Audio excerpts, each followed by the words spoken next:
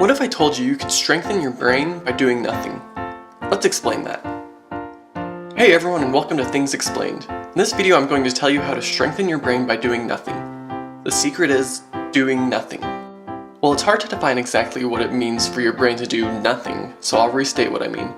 You can improve your brain's function by taking time each day to meditate, or turn off the active processes in your brain. My family used to ride four-wheelers.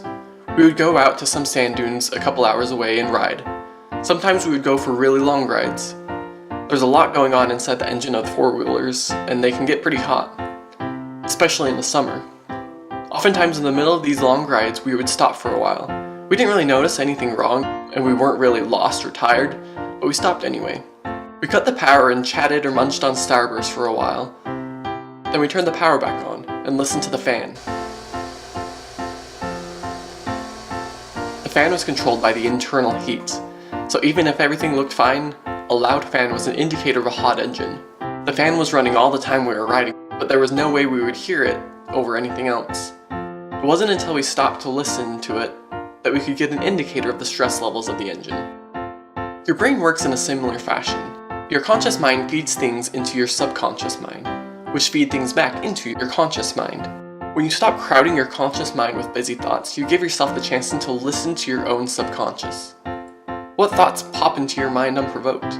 Do you have any unsettled emotions inside of you that you may not be aware of?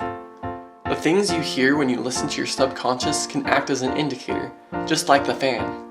I find that when I meditate, I often become aware of worries and stressors that I didn't realize were bothering me. Meditation is often called mindfulness, because that's a cooler sounding word. This is because the process increases your awareness of what is going on in your mind. It's like for me, when I have a few days in a row where I'm gone all day and only come home to eat and sleep, things around my place start getting pretty messy. But I don't notice it until I actually spend quality time at home.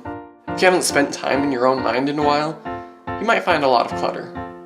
This is a more passive kind of mindfulness.